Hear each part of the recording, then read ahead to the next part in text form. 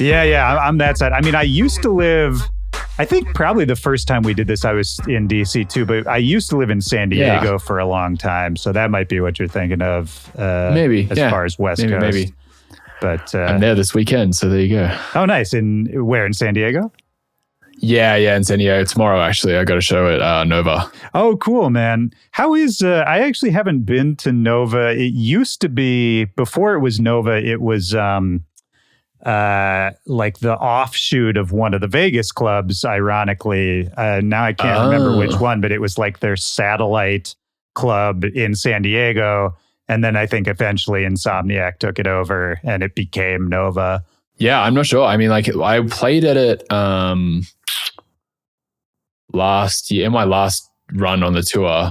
And it was fun. It's like, it's always a good vibe. San Diego, I mean, California generally is fucking awesome, right? Yeah. So I think I haven't actually spent that much time in the city though. Like every time I've been like a bunch of times, but I've never been for more than fucking 24 hours. And usually it's like a 16-hour run around. Yeah, of course. And San Diego, the thing about San Diego is like the downtown area where most of the clubs are and all that stuff, it's very different than the rest of the city. Like the downtown is fine, but it's not like anything special. But then the surrounding area, like the neighborhood parts of it, that's where it gets really cool. Okay, because like literally that's all I've seen. Everyone raves about San Diego and how fucking awesome it is. It's chill and whatever. And like I've been to one or two of the cafes and one of the climbing gyms. And like when I did that, I was like, okay, I can kind of feel and see the more like laid back thing and all that sort of stuff that they talk about. So yeah, it's a sleepy place for sure, but it's so pleasant there, man. I think it's probably the best climate in the country overall, because it's just it's beautiful every single day, and so is LA, right? But like it's actually it's usually just a little bit cooler than LA, and so you don't get like the super hot days, but then it never gets that cold either. It's kind of perfect. It's kind of great. Okay, yeah, noted. Fair enough. Are you still in Denver? I am, dude. Yeah, I am. I fucking love it here. It seems like a good fit for you as well as I know you. Yeah, it definitely does. Every time I was here on tour and stuff, it always felt like home sort of thing. Like it was one of those places. So like getting out of LA, this was like kind of the obvious choice. Plus it's central, so it's super easy to like travel around. But yeah, I just moved apartments actually. Oh, nice. And moved in with Fairlane, if you know who he is. And it's been good. Oh, that's cool, man. You were living with some producers before too, right? I was living with William Black and Enzo. Right. Yeah. That's cool. Good vibes. Yeah, good vibes. man. It was the first time I'd like done that properly, so it was cool. No, that's fun, man. I mean, that's like, it's cool you're still living with producers and other people, like other creatives this far into your career. I feel like a lot of people like stop doing that at a certain point, but then it's one of those things. It's true for me, and I think true for a lot of people, where you always look back at it and you're like, oh, those were the most fun times. Right. Yeah, totally. It's also very, it's fun. It's inspiring. It's good to have other creators around. It keeps you, depending on where you are in your career, it definitely keeps you looking forward, like kind of, and focused on music at all times. Cause like when you're at home, you kind of always are, that's always the kind of talk you have, and it could be healthy, it could be not, but it is what it is. And it's kind of, it is good to keep you on course, and keep you sort of focused on the goals, Yeah. Well, and I feel you don't strike me as the person who has trouble focusing on the goals. You've always struck me as someone who's like pretty focused on what you're doing. Yeah. I think so. I think I do. Like, I mean, as with fucking anyone, they've got their own ways of working, because in this line of work, it's hard to you're your own boss. And like as a creative, it's like we're not the most disciplined sometimes, but sometimes we are. And I've tried the spectrum of fucking like in 2020, I was like, had my days down like in a schedule to the minute sort of thing, like to the 10 minute mark. Whereas now it's so much more elusive and kind of doing whatever. And now I have like a separate office / studio space, which I go to, which is the first time I've ever done that. And my fucking 10 plus years of doing this. Yeah. How do you like it? And that's been a real game changer. Oh yeah, man. It's not even a studio. This is the thing. It's like Denver doesn't really have studio spaces like say LA does. I've actually just got like a little cubicle at like a shared workplace where there's like lawyers next to me and some other dude working some other fucking thing next door. And I'm just kind of like it, but all it is like a separation from home. And like, man, it's a absolutely game changer. And it's only been since like January too, but I have been so much more productive. And I don't love that word a lot of the time at the moment because it's like, and there's becoming a negative connotation about everyone just like that is all we fucking do with life is we need to be productive at all times. But it gives me the opportunity to be productive when I'm doing the thing so that I can separate outside of it, if that makes sense, instead of like 70% doing stuff, getting distracted by things at home and just working and being on 24 hours a day because you have no other choice. Whereas I can be here for 8 hours, work really good 8 hours and then leave that behind. So that's been a big thing. Yeah, no, I mean, that's huge, man, because I'm completely with you on sort of feeling conflicted about talking about being productive as if it's a positive thing all the time. But it's, I think, being able to separate it so that when you're not being productive, quote unquote, you don't feel guilty about it, you know? So it's kind of just like a separation of church and state kind of thing where it's, you know, you do the one thing when it's time to do the one thing. And then when it's time to stop, you stop. And there's sort of just no, well, there is a very firm boundary between the two. But yeah, as you say, the gray area is less. The guilt thing is like so gnarly.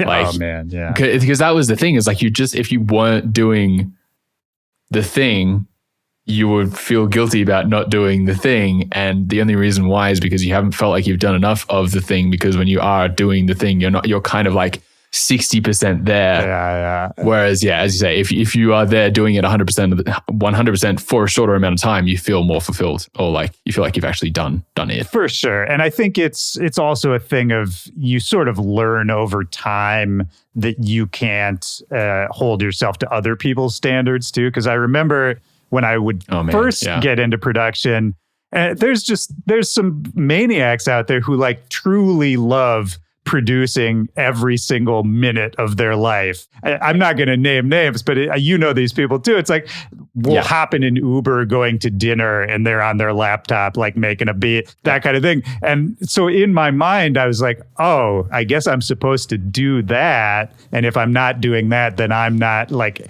as useful or valuable as the person who is doing that. And then after a while, you just realize that like, oh no, that's a maniac. And like, I'm a maniac maybe in a different way, but I'm not a maniac in that way. Yeah. Right. Yeah. Dude, that is literally the exact example that I have been using of myself as well. Like, it's so funny that you say that because I resonate with that so heavily. Because yeah, you see that and you hear about it and you're just like, oh man, am I like not doing enough because that's what they're doing? And as you say, it's because they genuine, like, it's funny because we're like, there's obviously so many of us are producers, but there's a very finite amount of them that, like, as you say, love it so much that they want to do it every second of the day. And I mean, there's obviously something to be said about that, and they're excelling because of that for sure. But us mere mortals do other things with our time as well. So it's kind of like trying to find that balance. Yeah, 100%. And it's no value judgment either way. It's just, you know, different strokes for different folks. And I'm sure I do a bunch of shit that people look at me and think I'm weird for it too. But it's at the end of the day, you kind of just have to figure out the system that works best for you. And it's going to be different for everybody. Yeah, 100%. Yeah, 100%. Man. I mean, for you too, I feel like it's interesting we're talking about this because I think you probably since the last time we did this, which I think was like 1.5, 2 years ago, something like that, I feel like you've gotten busier and your profile has risen. Not that you were doing bad at all the first time around, but I feel like it's been going well since then. And I feel like as things do get busier and you're having new experiences, playing bigger shows, you know, doing like bigger headlining kind of stuff, you also then sort of have, ironically, like less time and it's sort of like you have to do more stuff, but you have less time to do it in. And so it's sort of, I don't know, do you feel that it's like a weird irony of success is that it actually kind of like destroys the methods you use to get there? Dude, that's just that last sentence is hits home quite hard. Because I was literally thinking about that today. Like I've got this to-do list, and when I was writing this to-do list, it's almost as if the last priority on this list was to actually write dubstep, or like, it was to do a couple demos. But that was like the last thing on the list. And it's so funny that you say that. It's like, it kind of like the way that you got to the success is almost the last priority on this thing. And it's like fucking mind blowing sometimes to have to think about that now. I have a lot of thoughts on this. And as times has gone on, and as you like gain, like it's even in the sense of like, the more money you make, the more money you have to spend. And I'm realizing that now over time too. It's like, to delegate some of these things to be able to do the music side of things, you almost have to, you have to pay other people to do more things for you so that you can create more pockets of time for you to just write music. My manager is really, really good about that in the sense of his whole mindset is to just try and take as much off my plate so that I can do the thing, as I keep referring to it as. So it's like, you got TikTok videos to film. I got Patreon videos to film. I've got like mix downs for other people that I enjoy doing to do. And there's however many other things on this list. And like I've started doing, like I really want to get into more like film production and scoring and things like that. And I've got a friend who does really well in that. And like I'm helping him do a score at the moment, which is like super fun. But it's funny how it's just like, as you say, you just get more and more things on board, and especially during touring time. Like I think right now that's becomes much more apparent, and sort of what we were talking about earlier with the scheduling thing and like making sure that it's almost now I need to be during tour, I need to be more disciplined about what I do with my time, because there is just actually so much more. There's still the same amount of stuff to do, but you've got 3 or 4 days to kind of do it, as well as planning sets. Like last week, I planned 2 entirely new sets, one for Ultra and one for the Hypnovision Res Party. That was like an old school thing. So that just those in itself, they take multiple days at a time to do. So it's like I did nothing else last week. Like, you know what I mean? Yeah. So it's it is funny how the time just does really get taken up by lots more. So it is really important to have a good team around you and also be somewhat aware of what you're doing with your time. And again, with this office thing, it truly has helped, like having a separate space, because it makes you only do that thing instead of like, I could do laundry, or I could make lunch, or I could, do a bunch of other, so, man, you're clocking in. No, it makes total sense to me. It's cool to hear you're still doing like the Patreon and doing like production work for other people too, because I feel like a lot of times that sort of gets left by the wayside after a certain point. But I would have to imagine, you tell me if I'm right, but like I would have to imagine when you're having some success, doing those other things, it is a way to stay inspired, or at least like stay able to be excited about your own project a little bit. Yeah, for sure. I mean, it's always inspiring seeing like who's coming up with what in a lot of these cases, like with the Patreon thing. A lot of the time I'm sharing just like project walkthroughs of like stuff that I've done. And that's like a really easy, straightforward way of like educating people. But I also have a tier that's about like production feedback for a lot of these guys and girls. And that's always really interesting. Like, so Data, like the song Data on my latest EP, that was born from a demo that a girl, Audia, had sent through there. I was able to listen to it and be like, oh my God, this is so sick. And it's something that I was doing, like the bass house thing. I was doing a couple of those things at the time. So I was like, I have so many fucking ideas for this, and I feel like I can really build this out. So I was like, hey, would you be down to like collaborate on this? And she was like, hell yeah. Like fucking 3 months later, she got back to me, but it was like, hell yeah. So we did it and it ended up my EP. So yeah, like that sort of stuff is really inspiring and exciting to be, and also just like kind of keeps your ear to the ground, and it also just keeps you humble in the same, like, as well, I think. So you don't get kind of lost up in your own fucking world, there's like, and I really enjoy the opportunity to kind of give back in a way that I didn't have when I was first coming up. I think that's usually my biggest thing, is just, I know how hard it was scouring fucking YouTube and reading books and stuff of things that may not have been the most useful at the time. It was kind of like you're just like attacking all of these different paths and hoping one of them is correct. Yeah. Whereas as soon as I say collaborated with another artist, they show you how they do something, and like so much of what you've learned just goes not completely out the window, because you have like a foundation from that knowledge. But it's like, oh my God, I didn't have to use a limiter or 3 on my master for so long. Everyone's just clipping their shit. Like, it's little things like that you're just like, oh, that rule actually isn't applicable anymore. So being able to keep other producers updated on that, I think, is just like making that learning curve like exponential. And, it's funny you say that. I like scanned back through the first podcast we did when I was getting ready for this. I didn't listen to the whole thing, but I was listening to little pieces, and I caught one part where you were saying a thing I had forgotten that I loved. You were saying like, there's often a perception of like professional producers, touring artists, that sort of thing, that like they're doing a lot more in their songs than they're actually doing, or that they're like these genius level producers, when in fact, so much of it is sort of this piecemeal knowledge, and everyone has these kind of hacked together methods. And that when you're starting off, you can kind of get overwhelmed and think you need to sort of be technically perfect, and that you gotta, that like instead of like less is more, it's like more is more kind of mentality.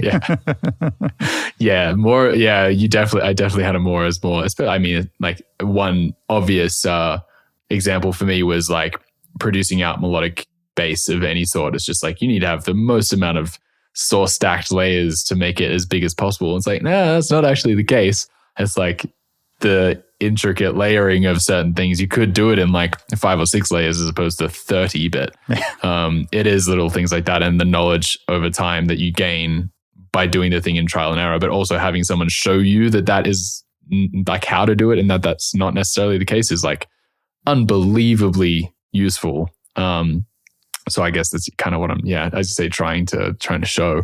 But you're right about the thing of like, other people. That's I forgot about that point. It's like other producers aren't like this god tier Virtual Riot type thing. It's usually like, I mean, I produced Awake with Metric on my AEON Mode project, and like that was a big one for me to like sit in the room with him and watch him do his thing. He definitely is like a whiz at his shit. Yeah. But it was funny to be like, oh, I have like, because we were trying to gain inspiration from like Bring Me the Horizon and like some rock bands and like things like that. And kind of like, I had this dubstep track. Oh, actually, no, it was Alphane that's on my EP. So I showed him that track, and he was like, oh my God, like this is incredible. The production's insane. Like, how did you do this? Like, I want to see this, and like all that sort of shit. And I was just like, the guy that I have idolized for so long and been like, you have like the most insane production and mix downs in this space.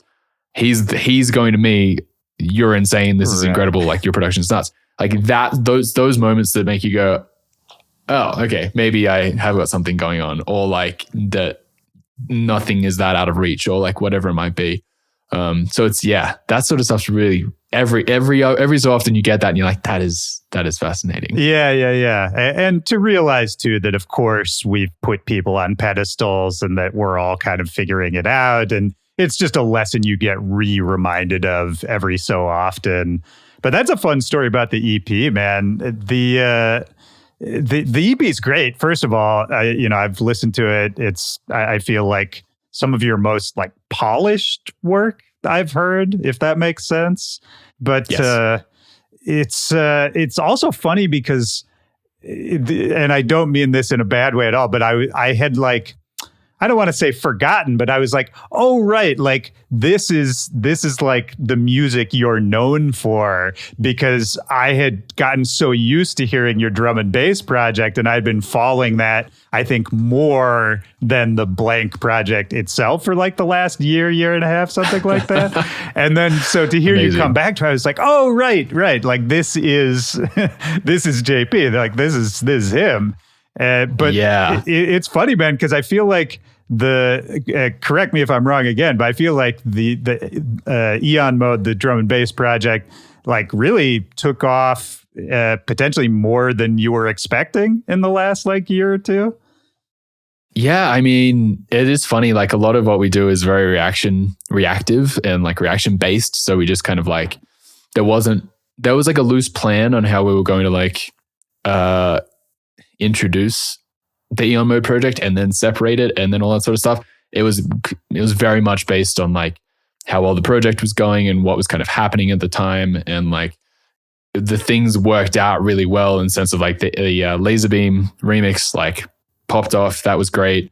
And then I went over to the UK and like got in with, it made no sense as to why these things ended up happening. Like, but I got in with like all of the biggest drum and bass artists over there in the sense of like Subfocus and Dimension and Culture Shock and Friction. And like, it was really interesting to kind of get in with those guys, but like that was definitely a big focus. But that then, and Metric, and then the Metric record was done super quickly. And so that almost was like this is a really good time to separate everything off. So it was kind of like everything was happening quite fast, as you say. Like it kind of did happen in a way that was like, oh shit, we need to actually make these sorts of things happen. We need to make social media now, like stuff's kind of going on. And it was really exciting, and it is really exciting still. Like it was also based off whether or not drum and bass in the States was doing a thing or not. And that is also happening. So like, we've definitely had the conversations about like, hey, what happens if like the AEON mode project kind of overtakes Blanke at some point? Like that'll be, and again, we'll react when that happens, sort of thing. Yeah. If that happens or whatever it is. So yeah, it's kind of crazy, but we're just rolling with the punches, you know? It's great, man. I mean, that's what happened to RL Grime. People forget, but you know, for a long time, he was doing his like Clockwork house project in tandem with RL Grime. Bro. And it was the set, like they were Clockwork was bigger at first. And then for a long time, they were about the same. And then after a while, RL Grime just took off. But yeah. I mean, I remember I saw him, I saw Henry doing a Clockwork set kind of at the time when both of the projects had some heat on them.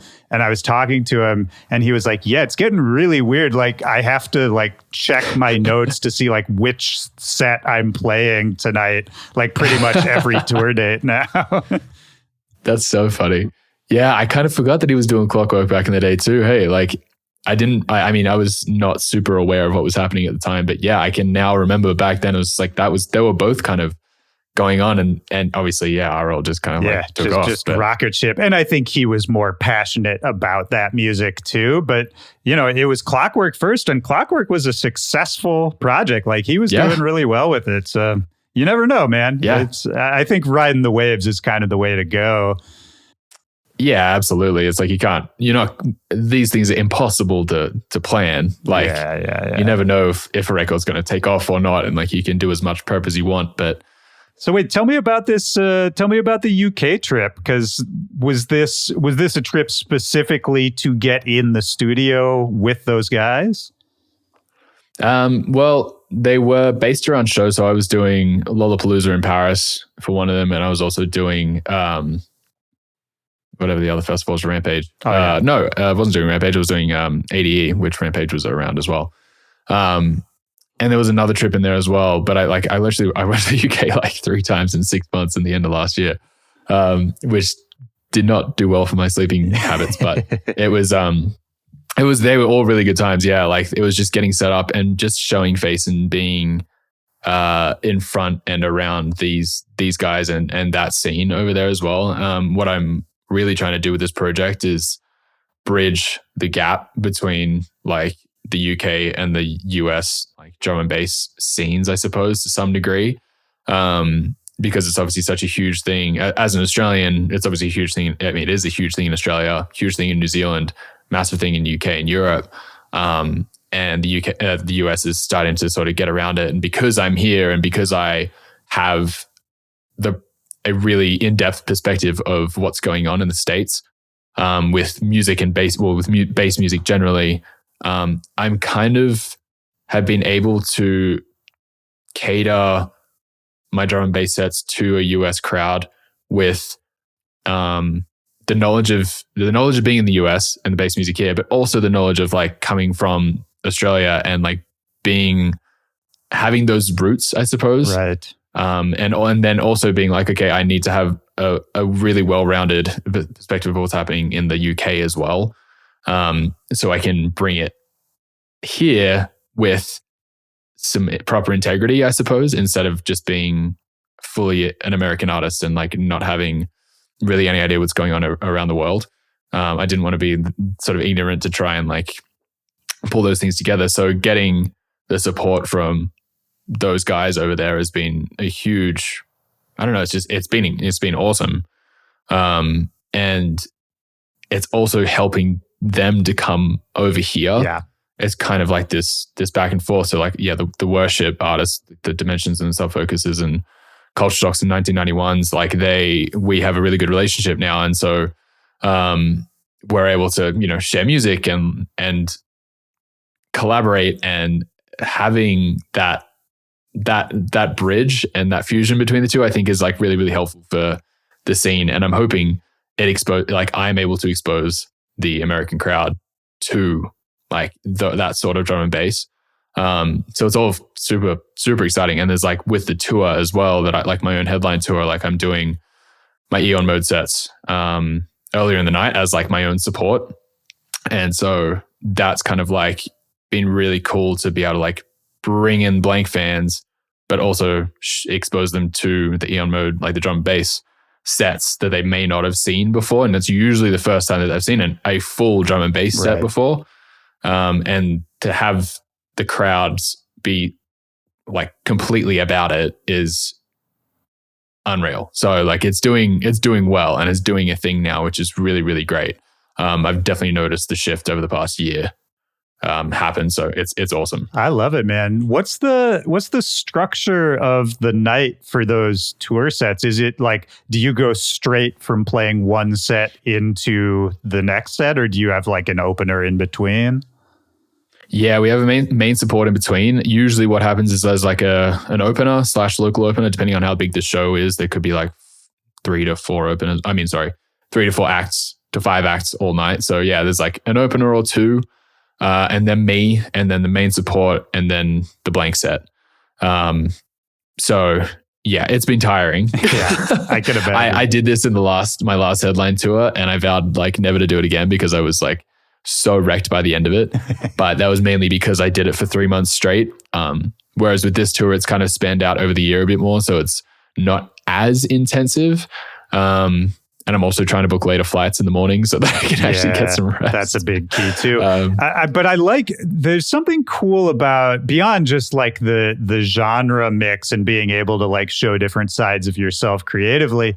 I really like, and this is kind of more of like a comedian style, like structure to a show, but I like any kind of event where it's sort of like hosted by the person you're there to see. You know what I mean? So like, as opposed to like waiting until 1 a.m. and this person emerges like, some god or whatever. I don't, for me, it feels way more intimate and like a stronger connection if the performer you're there to see is kind of just like, no, we're all hanging out together. I'm going to come out. Let's have some fun. Then I'm going to go up back here. I'll see you guys in a little bit. Here's this person. They're great. Like, for me, that builds. Oh, that's cool. I don't know. Maybe that takes away from the theatricality of it to some extent. I could see arguments for both, but I think I connect more strongly to something like what you're talking about.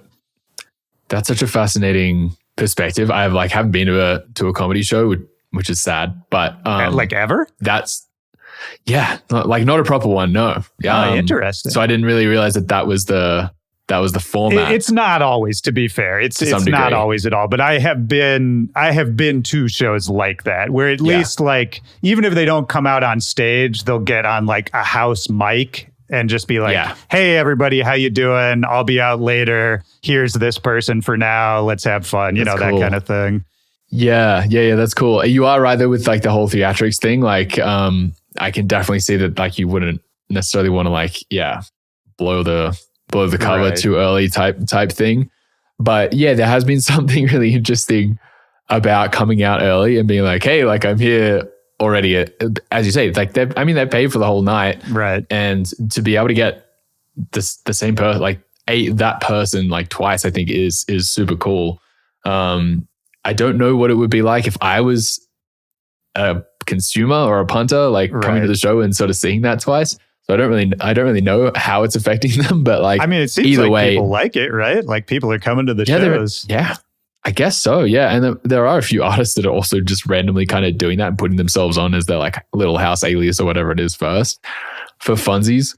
And I think that's cool. I mean, if it's early enough in the night, like why not? And also I'm like, the theatrics for me is still definitely there because I'm like, wearing black for my drum and bass set, and then I come out and wear like white, and it's the whole production like later on. So like realistically, it's fine. But it is funny at the end of my drum and bass set, you go, that I'm playing this is my AEON mode set. Here's this guy. I'll be back in an hour. Like I'll see you. You know what I mean? Dude, you want to talk about exhausting? One of the more intense ones I've ever seen is Mr. Carmack did a tour that was a live band tour. So he had like a live band project. Oof, and he opened for himself as a DJ. So like he would play a whole set with the band, and then he would immediately go and do like a 2-hour DJ set after like a physical, like actual band show. That to me, I was like, oh man, I don't know how you can function. So he would DJ after the band. After the band. So it was like the headline was Mr. Carmack DJing and the band was opening because it was kind of like,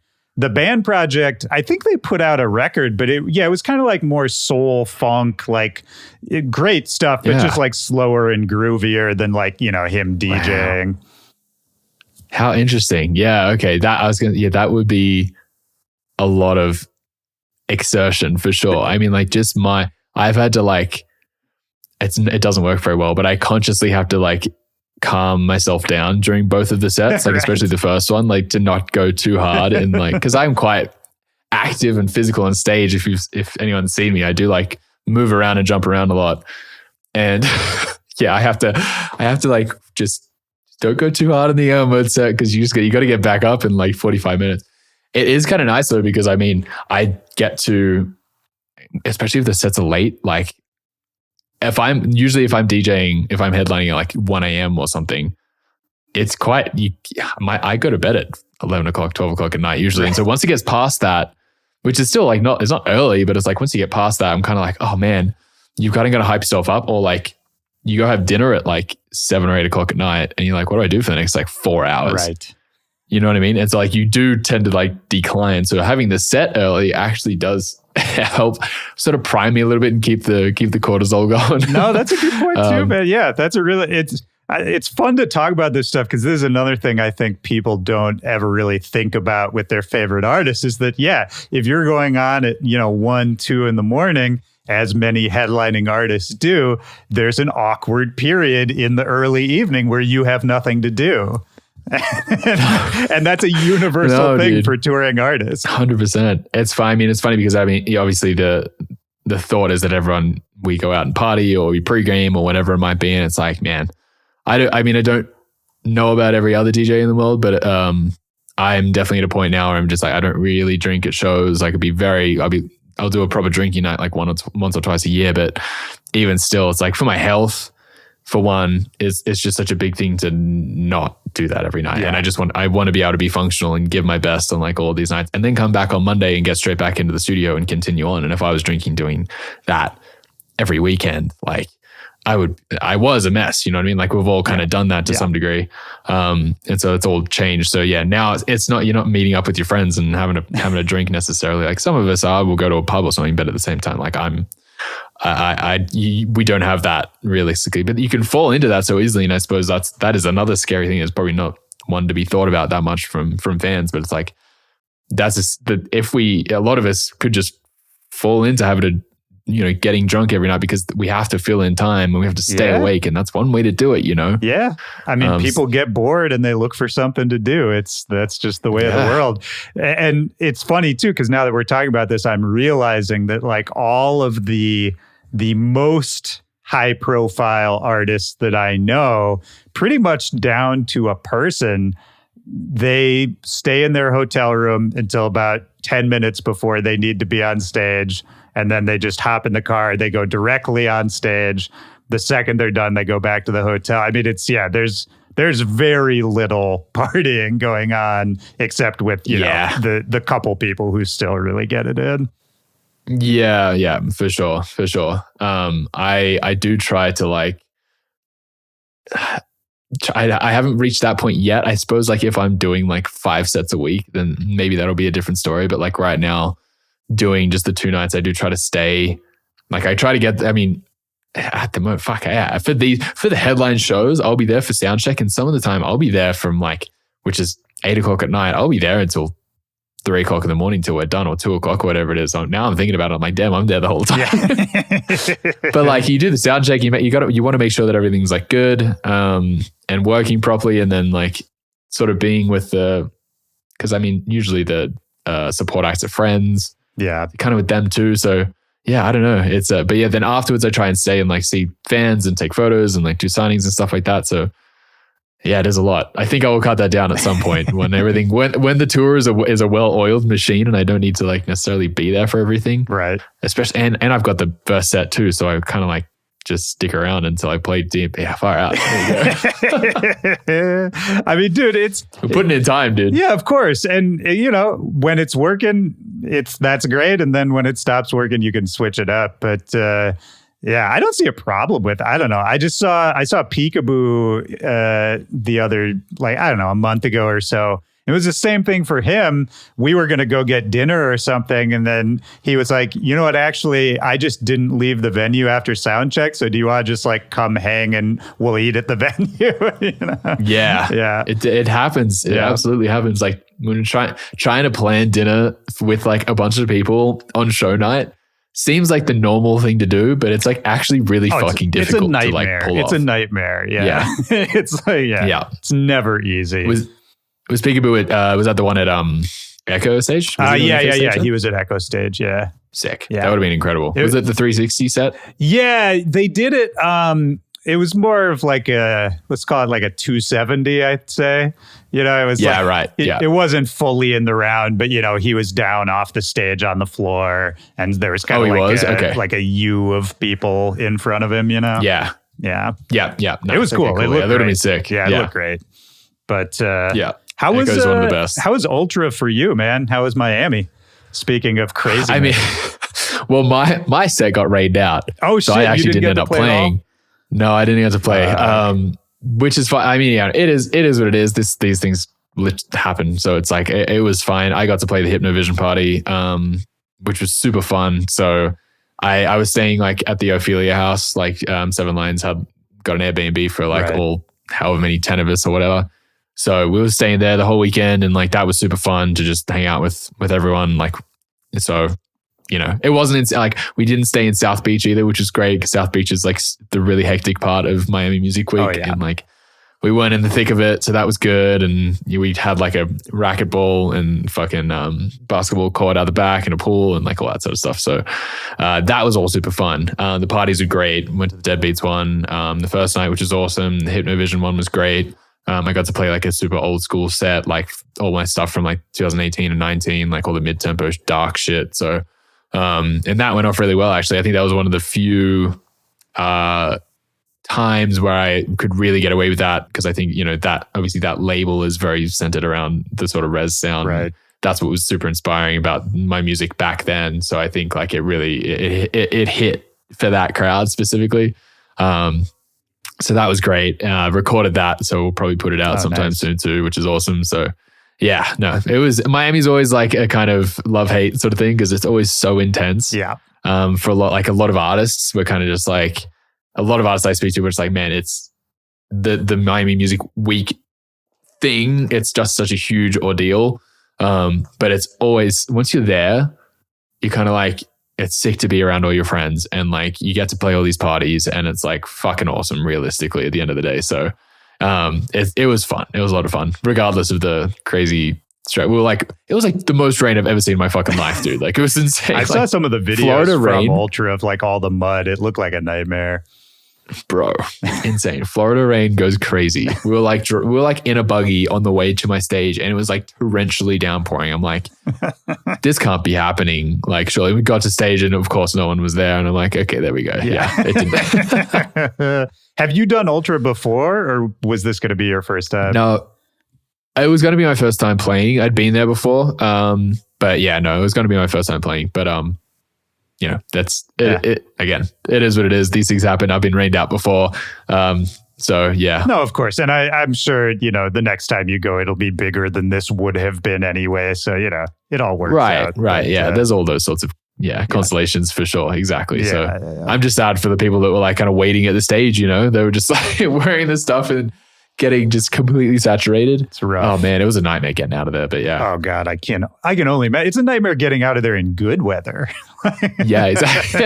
Any festival, man, it's always like that, let alone being in torrential downpour. Wait, I wanted to ask you, this is changing gears a little bit, but I wanted to ask, just because you're from Australia, do you have any opinion or knowledge about like what's going on with all these festivals in Australia getting canceled? Like I just saw that Splendor in the Grass got canceled, and then there was another big one that just got canceled as well, right? Yeah. I mean, I did hear about the Splendor thing. I don't know why. I haven't spoken to anyone about it yet or what it might be. But yeah, I think it's just a really weird time for music still. I think Australia we've got a really rich like culture of music. But I think COVID really like hit us pretty hard. We in America now have like, we just have such a huge population that after something like COVID, there's enough people for us to bounce back. And it's a cumulative thing where like, you know, there's enough people in it who got back into it and started going to shows that, you know, everyone else kind of follows. And I wonder whether or not Australia just doesn't have the physical population for everyone to follow back into these humongous festivals, because obviously these festivals are trying to put on the same size as what it was before.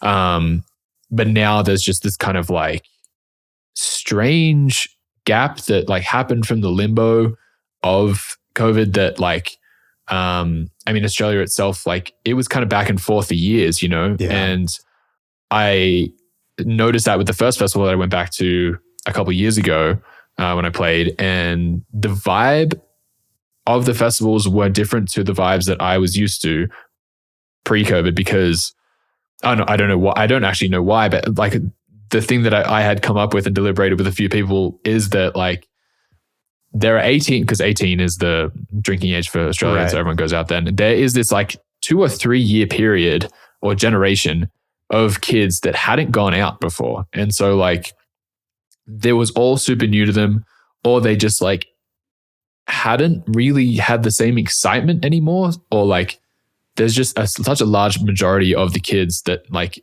don't know the etiquette, don't know what the festival is necessarily about, right. Or the vibes, or they don't know they aren't necessarily learning from the kids above them about how to act or like what's important at a festival, or like that a festival's cool.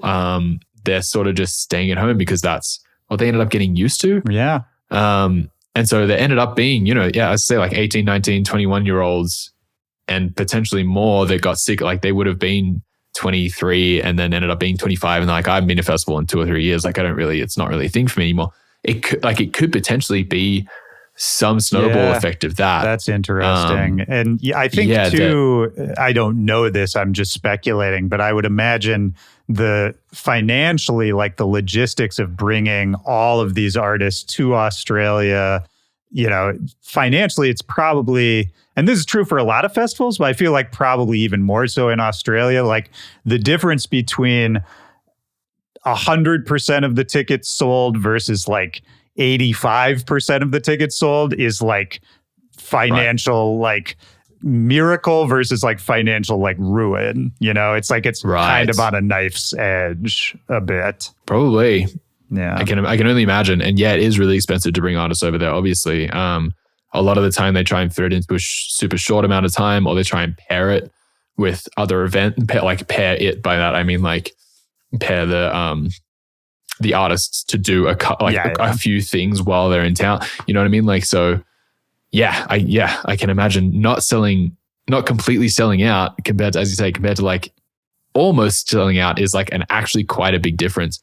So that is potentially one of the reasons as well. Like, and as you say, like, because there's not as many kids like jumping on these tickets in the same sort of way as they would have before, because these are really successful like festivals. Like this is pretty hectic. Oh, yeah. know? I mean, would I be wrong to say that like these are, you know, it's like on the level of like the Coachella of Australia or the Lollapalooza of Australia, something like that? Yeah, it's like one of those ones that like everyone goes to, like everyone knows about, and like those are the festivals to go to. And especially now, like I think over the course of time, Australian festivals have turned into like very multi-genre festivals. They're not just like specifically EDM or anything. Right. Like when you go to a festival in Australia, you'll see trap artists, or you'll see hip hop artists, and you'll see Fisher. You know, it's like, and then you'll see bands, like lots of bands, and then like a female singer-songwriter type vibe, or, you know, it's like everything's there. Yeah. And they might be sectioned off, like sometimes it's like a bass stage kind of thing, or like a dance music stage. But then, like obviously Alice in Wonderland or your What's or Nots will be like on a big stage. And so it kind of encompasses all of it. So everyone knows about it. Like it's definitely like they're big things. Yeah. Who knows, man? I mean, you know, everybody's like financially, nobody's doing amazing right now. And so I totally, from a consumer standpoint, makes sense that you're going to be choosier with where you spend your money. But it's rough, man. Yeah. It's crazy to see those festivals sort of falling like one after the other. And I don't know, just other people I know in Australia have just been like, what's happening to our music scene? Like, where is this going? And I don't know, man, I can't call it, but it's just crazy to see. Yeah, it is. It is really crazy to see. I mean, I think with anything like this, there's many layers and many factors as to why, like, I mean, since like, you know, there have been interesting things that have happened to the nightlife over there, and it may not be as strong as what it once was, you know what I mean? And so therefore it's things like that, like it's the nightlife culture in itself that makes people automatically want it. Like, so when I was 18 to 21 and whatever, it's just like you went out and like that was such an important part of life. And so that automatically makes you buy a ticket to go to these festivals. Like that is the thing that you do. That's a good point. It's like training ground for, going out later. And for people who are listening, you know, I've had other episodes where we really delved into like the lockout laws in Sydney and sort of what happened with the club scene there. But yeah, it's still kind of not great, right? It doesn't seem like there's that much support from like the government side. I think like that's the really heavy part about it all. And I just don't think it's picked back up. And I mean, it's not just Sydney, it's like a lot of the country. I don't know, like, I mean, where I'm from in Canberra, feels like the same thing. I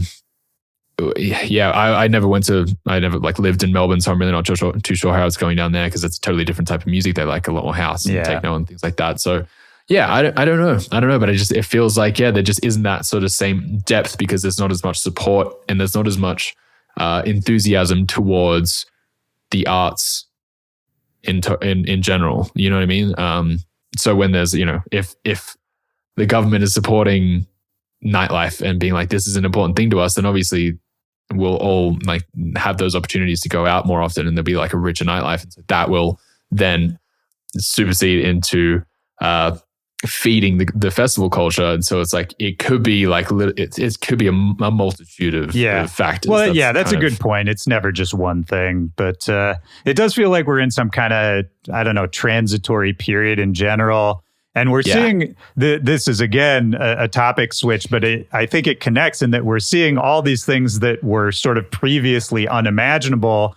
And what I'm thinking about now is like seeing you DJing with Illenium in like that giant stadium here. Yeah. And I wanted to ask you just about that experience in general, because this is sort of a positive thing and the last thing was sort of a negative thing, but they're both just shit I've never seen before as far as like the scale of that stadium show. Dude, absolutely. Yeah, it is funny how there's like literal opposite ends of both of these things where you just like, in some ways, electronic dance music is as strong as it ever has been.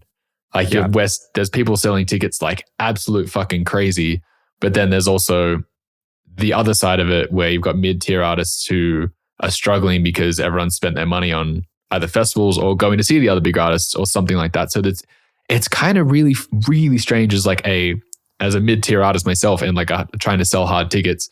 It's a strange time. Well, my theory on this, not to get too socialist on here, but I mean, it's sort of just mirroring what's happening in society, I think, is that there's a bigger divide between the lower and the upper classes, and the middle class is kind of getting squeezed out.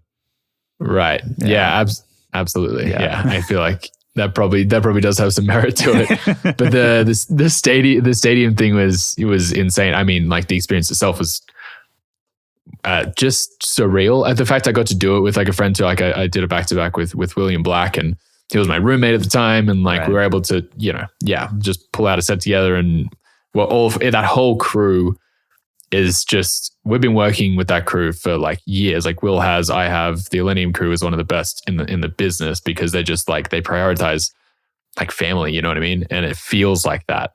Like I'm friends with Nick's mum and like Illenium's mum and dad sort of thing. Like it's that kind of level of like, we're all part of this thing. And it's like to be able to come through. I met Nick in, I think 2018 when he came to Australia, and like doing like little shows there for like 5, I think it was like, I don't know how many people were at the show, but then to come all the way over here, to live down the street from him, and to play these shows, like it's just, you kind of have to stop and reflect sometimes on that sort of shit. Yeah. But to see him pull that kind of thing off like multiple times it's inspiring for sure. And it's so funny because he's not that kind of guy. Like he's just a fucking dude. Right. And it's so cool because like, that's how I see myself. Like I don't see myself as some like guy on a pedestal, some superstar or whatever.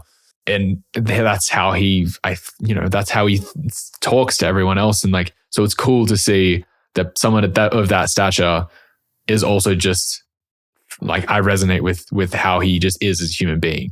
Yeah. So and it's super cool. It's very refreshing to see somebody at a high level of success who isn't an asshole, and just realize that you really don't have to do that. It's like another one of those myths that you're sort of fed. Yeah, you don't have to be. Yeah. Exactly. You just don't have to put on airs. Like self-absorbed. Yeah, none of that. Yeah. I mean, you attract the kind of energy. There was some stat, I wish I had it in front of me, but it was like those stadium shows that you did with Illenium, something about it. It was either like the biggest single number of tickets in like a dance event in America ever. It was something like that. But it was electronic music history. Yeah. It was the single headliner show. Like it was the biggest of that. I think it was insane.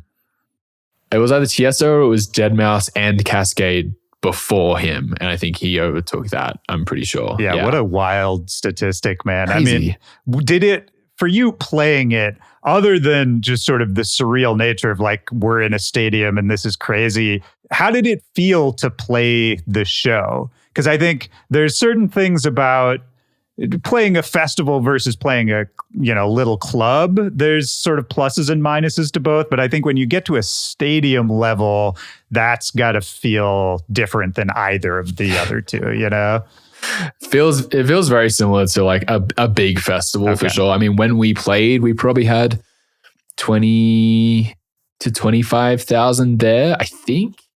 I think it was around the 20, but like that in itself is like like an EDC stage sort of thing. Like I played a Circuit Grounds to potentially 30 to 35,000. And like, yeah, man, at that point, you're just like, it's literally too big for a human brain to comprehend at that point. So a lot of the time in those cases, you just kind of like, find people in the sort of fifth or sixth row back that like are just absolutely loving it, and you just kind of focus on them, and try and keep it as intimate as you can. Where we played physically was like not too far away from the crowd, thankfully. And again, it was me and Will up there, so it's like being able to vibe with like one of your best friends was always a plus. Yeah, that rules. But yeah, to be able to see people like over there in the fucking in the nosebleeds, you're like, that is just wild. But also like an Illenium show for us is super easy. Show is not the right word necessarily, but like we play that kind of music. They more or less have heard our names many times before. Like it was a very fun show to play. Like it wasn't a struggle. It wasn't like oh, are they enjoying this? It's like they love the shit. This is great. Everything's good. Yeah, like, there's definitely a connection, I think, between your music and his music aesthetically, and I could totally see how the crowds would be into all of that. Like I was watching some of the videos from that show, and again, it was sort of an unprecedented thing, and I had this thought, and again, tell me if I'm crazy with this, but I know you have like a rock and a metal background. And I think we talked about the first time you did this, that you didn't come to dance music until like a little later in life. It wasn't like you grew up, like just only listening to dance music, that kind of thing. And seeing it presented in the stadium, especially for like what Illenium is doing at this point, like to me, it almost felt more like a rock show than a dance show, despite the fact that it's DJs playing electronic music. There was kind of this like stadium anthem rock vibe. And I don't know exactly what my question here is, but it did make me think about your music and think about your background. Like, do you think there's an approach you take to writing electronic music that is different because of your background and because you came to it at a different point in life? I think at a subconscious level, there probably is something to do with that. Like I make, like at an innate level, I make music to, I've always sort of subconsciously said I make like stadium EDM or whatever, you know what I mean? Like I make stuff that is made to sound really, really big. And to be played in environments like that. And that's a funny reminder because I haven't like necessarily thought that consciously for a while. There was a point where I was like, oh yeah, that's what I do. And I kind of solidified that in my brain as to what, and just kind of as like an identification of my own creative thing when I was doing reflecting and whatever. And like, yeah, like 100%, I think like listening back to the kinds of metal, like I would listen to stadium metal, like bands like obviously Metallica, like that's their kind of thing. That's their kind of sound. They make things to sound big. I don't make things to necessarily listen to in headphones. That's like chill, and that like that's just not where I kind of go initially. So it's like when I'm producing, I just try to fill out as much as I can. And I think, as you say, yeah, potentially that's kind of where that comes from, is like just prior influences and also just a want for something to be as big as possible. Like that's kind of like what I like that to be, and that's what I want to hear. And so therefore, yeah, that's kind of what I gravitate toward when I create. Yeah, that's funny, man. You just saying that, I'm like, maybe the like scene hadn't gotten into stadiums yet because like no one was making stadium music yet, in a way. Maybe. Like that's an oversimplification, obviously, but like seeing Illenium playing in that stadium, I was like, well, this makes sense. Like it didn't seem that strange, but I think, watching certain other people doing it, I would have been like, wow, I wouldn't have expected that, Yeah. I see what you mean for sure. I mean, especially I think the way that he did it and the team did it and the way that they built it out, the way that he was decided to play guitar on stage. How we had like a drummer on stage as well as another guitarist and like violinists and like singers. Like it felt like a band, like, and it was a band. Like that is his show. And I think that obviously in that context goes, oh yeah, that makes sense. Of course, if it's just a DJ out there playing house music, that would probably be a bit that would be like, wait, how is this happening? That's insane. But like, it probably would like it would be just as fucking cool, but you know what I mean? Like in your brain, you go, it's just a guy up there playing with CDJs. Right, exactly. Yeah. And I mean, what am I talking about? Tiesto's done that for decades, but dude, totally. Yeah. Exactly. What about, do you play live enough? Have you done that? You play guitar while DJ? I mean, I do. I come from a guitaring background for sure. I've done that since I was like 10 years old. Oh, no. I know you're nasty on guitar, but I'm saying, have you done it like on stage? No, not yet. No, I don't know where that's going to sort of go in yet. I'm at a point in my career now where I'm like, okay, how do I start building out this show? And I don't like, it's kind of a decision to be like, do you even start doing that? Like you could take the 7 Lions route or whoever, most other DJs where it's them DJing and they just put on as good a show as possible and it's a visual show and it's all that kind of stuff. And I think there's a lot to that in itself, and it's a lot more, I think it's a lot easier, and it's also a lot less expensive. I do wonder what, because I don't necessarily need to bring, like, I don't necessarily know if I want to start just like playing guitar on stage, if that's just like something I would do for the sake of doing it. I want to be able to like bring something to a show that actually makes sense for the show and for me and for the project, whether that's something to do more with this production or stage design, and that's what makes it more special, whether it is something like me playing guitar on certain moments or, whatever else that could be. I think there is a lot of room to get creative now because you've got people like Illenium breaking kind of new ground, I suppose. And so it's just like, cool. They're like, the world's our oyster. We can turn this show into whatever the hell we like. Yeah. So yeah, it is something that's on my radar for the next like 2 years, I suppose, to like figure out what's kind of next. Yeah. But I'm sure I'll probably be up there at some point with a guitar. I've got to be, like, realistically. Yeah, it would be fun, man. That'd be fun to see. I feel like however you will end up doing it, I have confidence that it will be unique to you, Right. Yeah. I think so. I think with a lot of artists, there's a bit of overthought as to like, how can I do this in my own way or whatever it is. And I think it's like, anything that you choose, you'll do in your own way. I mean, it's the same with people like young producers being like, how do I find my sound? It's like, realistically, your sound is the thousands of mini decisions that you make along the way on the production. It's not necessarily a wub that you use that no one else uses. Like, it's kind of hard to find that these days. Yeah. It's the style that you have. And I think, as you say, it'll probably bleed in the same sort of way into the show. Yeah.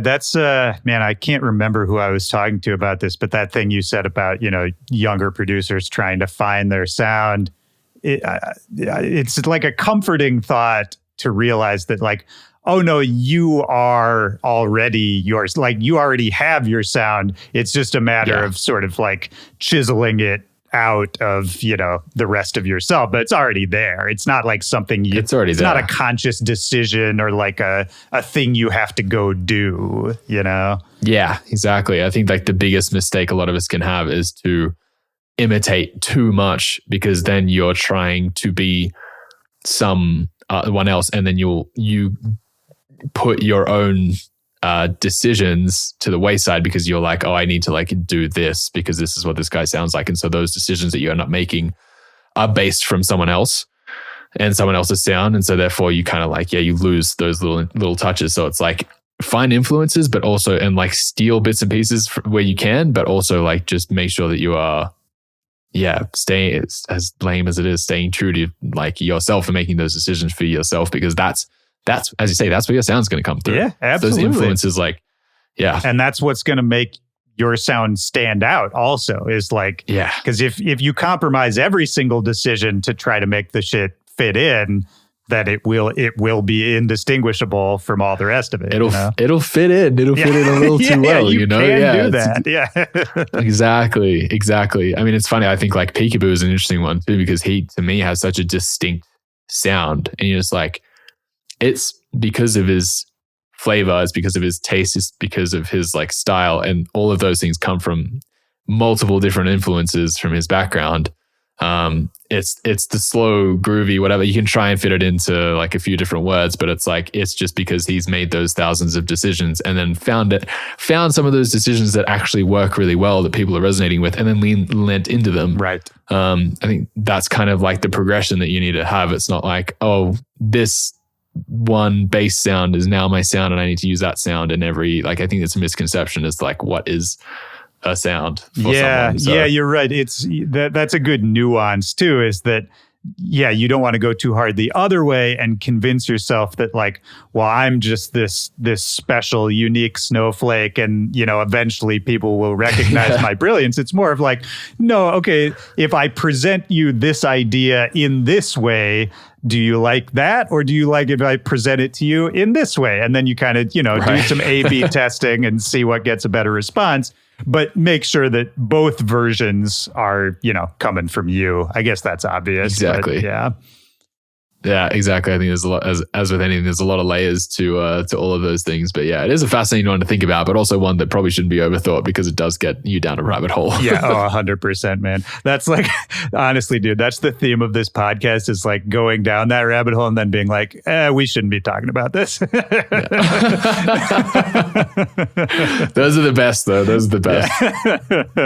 Well, man, what else? Is there anything else we should say about the EP? Because I feel like you've done track breakdowns, and I think people can, if people really want to dig into like the specific inspirations on every single track and all the collaborators, there's places they can do that. But for you, I guess my question is like, is there something about it that is different or unique or exciting to you in a way that previous releases of yours haven't been? Yeah, I mean, you raised a good, interesting point before. Like, I'm always fascinated by what other people think about like works. And this one, I think I'm especially fascinated by because it does feel like a more polished version than anything that I've kind of done before of any sort of work that I've done. All of these tracks felt like a leveling up from 12 months ago or whatever it might have been. And that's always a fun realization that even now, like I've been doing this for over a decade or whatever it is. And like early on, you kind of see like a 1 month, like a song, if you make a song in January and you make a song in March, the difference between that song is going to be fucking gigantic. Yeah. Those songs are going to be gigantic, like production wise. And even now that still happens. And I think that's a really interesting sort of like thing to kind of go through as a creative. And to hear things like you saying, oh yeah, it's like, sounds like a more, like your most polished work sort of thing. And I'm like, yeah, it feels like that. So I'm glad that that's what it actually sounds like. Like, I feel like this is really good, for lack of like a better phrase. Yeah, a lot of music as producers, we can, and creators, we beat ourselves to shit about whether something's good or bad or whatever it is. And I feel like, I'm like, yeah, I could listen to this whole thing through like myself and be like, damn, that was sick. And for some reason that has taken me a long time to get to be really satisfied with work and my own judgments and taste.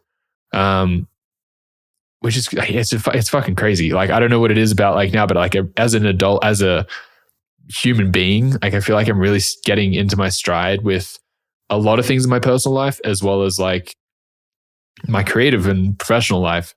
And yeah, it's like now that I'm in my 30s, it's like, I feel like a lot of things are just like slotting into place, and I've like feel properly matured from the craziness that was my 20s. And I'm like, I thought I was going to mature a lot earlier in life. And I think that's like, yeah, I don't know if that's the same with everyone. I think it is. Yeah. And I think it also never ends. I think you'll probably, when you hit as someone who recently hit 40, I think when you hit 40, you'll look back at yourself at 30 and be like, oh yeah, I still didn't know anything then, Right. Yeah. It's a funny conversation to have. I do have these I feel like I have these conversations more now than ever before about like things like just realizing how little your parents knew about parenting at the time. Yeah. Like things like that. It's like crazy. When you're a kid, you're just like, oh no, they know everything. Right. Like you don't question because you know nothing and you think they know everything. And now when you get here, you're just like, damn, they did a pretty good job. Like realistically, like at the same time that them not knowing shit, it's like, all right, I can, Yeah, because no, like, what am I meant to do when I have kids? I think I've said this on this podcast before, but one moment where it really clicked for me was a kid I went to high school with who was always just kind of like a dumb jock kid. He's a nice guy, but just like we weren't really friends, and he was kind of annoying at the time, and just a whatever guy.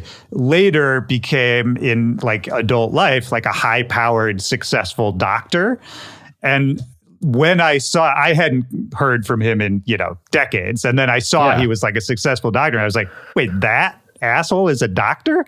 And I was like, wait, does that mean that like my doctor could have been, then I started working backwards. And I was like, oh, right. Like nobody knows. We all start off as like idiots. And eventually you just sort of get somewhere, Dude, totally. It's so funny. Like now you're having that proper separation from schooling.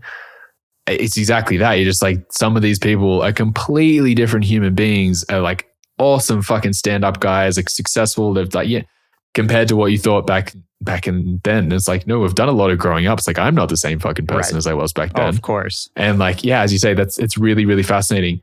And something that happened like literally yesterday, which is, I don't get many like whoa kind of moments in my life anymore. But I got nominated to be like in the Hall of Fame for my school that I went to from 4 years old, from year 4 to year 12 in Australia. That was like my whole life being at the school. And I remember looking at these like honor boards and being like, wow, that's cool. Like I thought I'd always, if I was ever going to do that, it'd be for athletics or like some sort of sport, because that's what I did in school, or some, maybe something. Yeah, no, it was definitely sport. But like now it's like, however many years later, it's like they've come out of nowhere and been like, hey, like we've like recognized what you're doing. And it's crazy. I'm like, I'm a completely different fucking person of what it was back then. But and I have so much pride in where I came from with that school that I'm like, that is such a surreal fucking thing. Yeah. Be like, and to be able to like create like the creative path in that way, I think is really cool as well. Cause I'm sure a lot of other people on the board are doctors and like other successful people in that way. And I'm like, hell yeah, I get to like be the guy that's the fucking DJ that's great, that makes it on the thing. But yeah, and I think like the person that nominated me was like, I saw his name and I was like, I haven't spoken to that guy since school. We weren't really good friends necessarily, like, but obviously we're grown up in different people now. That it's like, I don't know. I just found that really, really fascinating. And I'm like, damn, thank you, dude. Like that's so fucking cool. Dude, in a way that seems more meaningful than, certain high profile awards you could get in the modern day, Dude, that's what I'm saying. I was like, that is exactly. It's like, are there others? Are there other famous people? Like who's like the most famous person who came out of your school? Or like most successful? I mean, I don't know. There was an NBA player, funnily enough, that came out of our school. Like, when I was in school, he was like a few years ahead, and then I think he ended up coming over here and playing in the NBA and stuff. But I don't actually know. I don't know if there's like anyone that's. I'm sure there would be. Sure. It's funny to see like people when they grow up, and you're like, oh wow, that's like crazy that you've gone and done that. Yeah. From like the quadrangle in school. I mean, NBA player is cool. I feel like there's not a lot of Australians in the NBA. No. Definitely. No, definitely not. I think that's definitely a wild one. Yeah. I don't even know if I could name a single Australian in the NBA. I don't think there is anymore. No, I think he did it at the time, but yeah, I don't know if he's still in there or not. He mustn't be. But it'll be interesting to go back and like have a look at the boards again and be like, oh, that's that name, and see. Do you get a ceremony? Do you get to give a little speech? Dude, I don't know. I don't know. I'm going back. They want me to do this is kind of separate, but like I'm going to go speak to the music department, which would be great. Like I've done that before a few years ago, just like a little class. But I think like this is another like maybe a bigger one. I'm really not too sure. So that's kind of separate, but I don't know if there's like going to be a full ceremony. No, but there's like there's going to be a plaque. There's going to be a biography on this wall. Yeah, like, that's great. I love fucking it. Crazy. Yeah. So it's going to be sick. It's going to be sick. As the deliberation was like, hey, do I send a picture of like me on stage? Like, or do I send like a headshot, Right. So I'm not sure. That's I don't know funny. yet. That's so funny. It'd be really funny if you sent like the rock star you on stage and then everyone else in the Hall of Fame was just like the professional headshots. That's what I mean. That's what I mean. So I asked him, I was just like, what has everyone else done? Because I don't know if I kind of is cool to be the only one that's like completely different. But if everyone was in like headshots, then maybe, I don't know. That would be so I'll just send a press shot. I think that's probably the move. Yeah, it's probably safe. But yeah, no. I love it, man. Was there anything else on your mind? Anything else we should talk about? It's great to catch up, man. I know, it's been really good. It's been really good, actually. This year is going to be interesting. I'm diving back into more of the AEON mode stuff moving forward as well. There's a bunch of releases that are going to be coming out over like, summer here, yeah. Which are really exciting. So that's going to be great. I'm going to let this EP breathe for a little bit. I've got lots of exciting like collaborations with the Blanke project as well. And then the tour is just running across the year. So yeah, I don't know. I'm really hyped on the EP. So I'm glad that you guys are enjoying it too. And I hope it does really well. The Res things come out and working with her was really awesome. So yeah, I know. I think we're all covered, dude. I love it, man. Yeah. Well, it's great to see you out there crushing, man. And it seems like you're happy and you're taking care of yourself. And I love to see it, man. Hell yeah, dude. Yeah, I was going to say, there's one thing we actually didn't touch on was the health thing, because that's been such a huge part of my life, but I'm glad we got to talk on other shit. Yeah, for sure. And I think we touched on that it was at least an interest of yours the last time we did one of these. So I think people can go get a taste of that in the first one. But yeah, maybe next time we can sort of catch up on like all the shit you're doing, because I know you're always really trying to maximize that. Always something. Yeah, exactly. Hell yeah, dude. I love it. Well, it's been great talking, man. Thanks for taking the time. Yeah, definitely. I appreciate you, man. Thanks for jumping on. 100%. I appreciate you too, man. I'll talk to you soon, dude. Take care. All right, brother. All right, man. Cool. Catch ya. Yeah. Peace.